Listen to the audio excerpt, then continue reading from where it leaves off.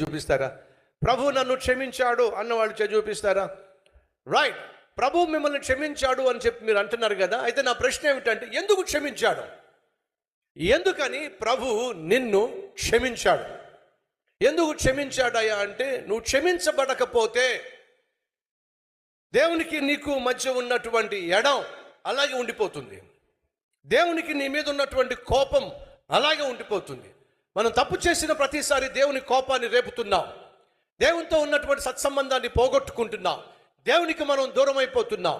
పాపం చేసిన ప్రతి సమయంలో దేవుని రాజ్యానికి వ్యతిరేకంగా మనం తప్పు చేసి దేవుని కోపాన్ని రేపుతున్నాం. ఫలితంగా ఎప్పుడైతే మనం దేవుని కోపాన్ని రేపుతామో మన జీవితంలో నష్టపోతాం, కష్టాల పాలైపోతాం, కన్నీటిలో గుండా వెళ్లాల్సి వస్తుంది. తండ్రికి శత్రువుగా తయారై కొడుకు అభివృద్ధి చెందగలుగుతాడంటారు. ఒకసారి ఆలోచించండి. మీ అబ్బాయి ఉన్నాడండి, వాడు బుద్ధస్తమాను మీకు వ్యతిరేకంగా వ్యవహరిస్తున్నాడండి, మీ మాట వింటలేదండి, తిరగబడుతున్నాడండి, చెయ్యెత్తుతున్నాడండి. వాడు బాగుపడతాడా? వాడు బాగా చదువుకుంటాడా? వాడు ప్రయోజకుడు అవుతాడా? వాడు ఫీజు ఎవరు కడతారు? వాడికి అన్నం ఎవరు పెడతారు? వాడికి కష్టం వచ్చినప్పుడు ఎవరు ఆదుకుంటారు? తండ్రే కదండి. వాడికి ఏ కష్టం వచ్చినా, ఏ సమస్య వచ్చినా, ఏ ఆపద వచ్చినా, వాడు స్కూల్ ఫీజు కట్టాల్సి వచ్చినా, ఆరోగ్యం బాగోకపోతే హాస్పిటల్ తీసుకెళ్లాల్సి వచ్చినా ఎవరండి చేసేది?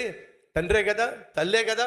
మరి తల్లినే తండ్రినే కాదని చెప్పి వ్యతిరేకంగా వ్యవహరిస్తూ, అంతేకాకుండా తిరగబడుతూ, అంతేకాకుండా చేయొచ్చుతున్నాను అనుకోండి, ఆ కుమారుడు ఏం పోగొట్టుకుంటాడు? తల్లి తండ్రి యొక్క ప్రేమను పోగొట్టుకుంటాడు, ఆప్యాయతను పోగొట్టుకుంటాడు, ఆశీర్వాదాన్ని పోగొట్టుకుంటాడు. ఒరే, ఇలాగైతే నేను మేము పెంచలేమురా, నీ దారి నువ్వు చూసుకో, నీ ఇష్టానుసారంగా నువ్వు జీవిస్తానంటే ఇంట్లోంచి బయటికి వెళ్ళో, మా ఇష్టానుసారంగా జీవిస్తానంటే ఇంట్లో ఉండో, నీకు ఏ లోటు లేకుండా చూసుకుంటావు.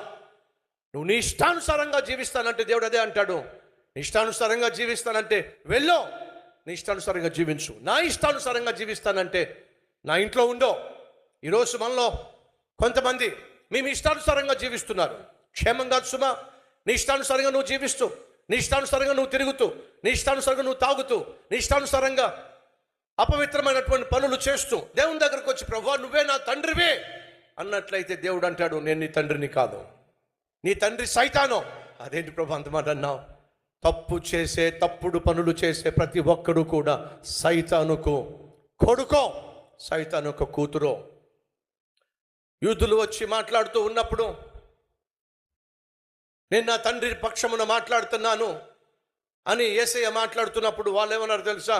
మేము అబ్రహాము కుమారులము అన్నారు. అప్పుడు యేసు అన్నాడు, మీరు అబ్రహాము కుమారులైనట్లయితే నన్ను అంగీకరించేవాళ్ళు. ఎందుకంటే నేను నా రాకడ కోసం అబ్రహాము ఎదురు చూశాడు. మీరు అబ్రహాము కుమారులు కాదు, అబద్ధం ఆడుతున్నారు, అపవిత్రమైన పనులు చేస్తున్నారు. మీరు అబ్రహాము కుమారులు కాదు, మీరు సైతాను యొక్క పిల్లలో. ఖచ్చితంగా యేసుక్రీస్తు తేల్చి చెప్పేశాడు. పాపము చేసే ప్రతి ఒక్కడు కూడా ఆ పాపిష్టి వాడైనటువంటి సైతాను పుత్రుడు, పుత్రిక. అది వాస్తవం. ఒకవేళ నువ్వు దేవుని కుమారుడుగా, దేవుని కుమార్తెగా ఉండాలి అని అంటే నువ్వు చేసిన పాపములు క్షమించబడాలి, నీకు రావాల్సిన శిక్ష కొట్టివేయబడాలి, నువ్వు దేవుని కుమారుడిగా, కుమార్తెగా అంగీకరించబడాలి. వీళ్ళు చాలామంది చూపించారు, నేను నా పాపములు క్షమించబడినాయి, అయితే నువ్వు దేవునితో సమాధాన పడ్డావు. ఓ రోజు ఒక వడ్రంగి నా దగ్గరకు వచ్చి, అయ్యా నా జీవితంలో తీరని ద్రోహం జరిగింది, ఏడ్చేస్తున్నాడు, కళ్ళు ఎర్రగా అయిపోయింది. ఏమైంది? నా దగ్గర పనిచేసేవాడితో నా భార్య అక్రమ సంబంధం ఏర్పరచుకుంది. నేను ఇంటికి వెళ్ళి చూస్తే నా భార్య నా దగ్గర పనిచేసేవాడితో పాపం చేస్తూ పట్టబడింది. తట్టుకోలేకపోతున్నానయ్యా, నా వల్ల కావట్లేదయ్యా, నా భార్య నన్ను మోసం చేసిందయ్యా, మనశ్శాంతి లేదయ్యా, ఇంటికి వెళ్ళలేకపోతున్నానయ్యా, చాలా బాధగా ఉందయ్యా. ఏడ్చేస్తున్నాడు. ఈరోజు మన మధ్య ఎవరైనా ఉన్నారా? భర్తను మోసం చేసే భార్యలు, భార్యను మోసం చేసే భర్తలు, అమ్మను నాన్నను మోసం చేసేటటువంటి బిడ్డలు, ప్రేమిస్తున్నానని చెప్పి ఒక గర్ల్ ఫ్రెండ్ని బాయ్ ఫ్రెండ్ని మోసం చేసేటటువంటి వాళ్ళు మన మధ్య ఎవరైనా ఉన్నారా? వినో, నువ్వు చేసేటటువంటి మోసం తాత్కాలికంగా నీకు ఆనందాన్ని ఇస్తుందేమో కానీ శాశ్వతంగా ఎదుటి వ్యక్తి గుండెల్లో గాయాన్ని మిగులుస్తుంది. మర్చిపోవద్దు. నువ్వు గాయం చేసి వెళ్ళిపోవచ్చేమో కానీ, నువ్వు చచ్చిపోవచ్చేమో కానీ, నువ్వు చేసిన గాయం మాత్రం అంత సులభంగా మానిపోదు, చచ్చిపోదు. ఈ విషయాన్ని మర్చిపోవచ్చు సుమా. గాయపడదాం కానీ గాయ చేసేవారిగా మాత్రం ఉండడానికి వీలేదో. ఒకవేళ ఎవడైనా నిన్ను మోసం చేస్తే మోసం చేయబడదాం కానీ నువ్వు మాత్రం మోసం చేయడానికి వీలు లేదో. ఈ విషయం దయచేసి అర్థం చేసుకోండి. ఆ రోజు ఆ వడ్రంగి అంటున్నాడు, నా భార్య నన్ను మోసం చేసిందన్న, తట్టుకోలేకపోతున్నానన్నా, ఇంటికి వెళ్ళలేకపోతున్నానన్నా, తన ముఖం చూడలేకపోతున్నానన్నా, పని కూడా చేయలేకపోతున్నానన్నా, నా చేతులు కాళ్ళు ఆడటం లేదన్నా, రోడ్ల మీద తిరుగుతున్నానన్నా, నన్ను ఏం చేయమంటారన్నా? మీరైతే ఏం చెప్తారు చెప్పండి? ఏం చెప్తారు? ఇంటికి వెళ్ళలేకపోతున్నాడు, భార్య ముఖం చూడలేకపోతున్నాడు, తను ఎంతో ప్రేమించాడు, తనకి ఏ లోటు లేకుండా చూసుకున్నాడు, తనేమో అక్రమ సంబంధం ఏర్పరచుకుని భర్తకు ద్రోహం చేసి నా ద్రోహాన్ని తట్టుకోలేక రోడ్డును పడ్డాడు, ఏడుస్తున్నాడు. ఇప్పుడు అంటున్నాను, ఏం చేయమంటారన్నా? ఓ మాట అన్నాను, నిజంగా నన్ను చెప్పమంటావా? చెప్పండి అన్నా, ఏం చేయమంటారు? నీ భార్యను క్షమించేసేయి అన్నా. ఏం మాట్లాడుతున్నారన్నా? అవునయ్యా, నీ భార్యను క్షమించేసేయి. నా వల్ల కాదన్నా, నా భార్యను నేను క్షమించలేనన్నా, నా వల్ల కాదన్నా. మరేం చేస్తావు? నీ భార్యను నువ్వు క్షమించలేవు, ఇంటికి వెళ్ళలేవు, తన ముఖం చూడలేవు, తనతో మాట్లాడలేవు, రోడ్డు మీద తిరుగుతావు. ఎంతకాలం? ఆత్మీయంగా కృంగిపోయి, మానసికంగా నలిగిపోయి, పని చేయకుండా రోజు రోజుకు నీ జీవితము బజారు పాలైపోయి ఎంతకాలం?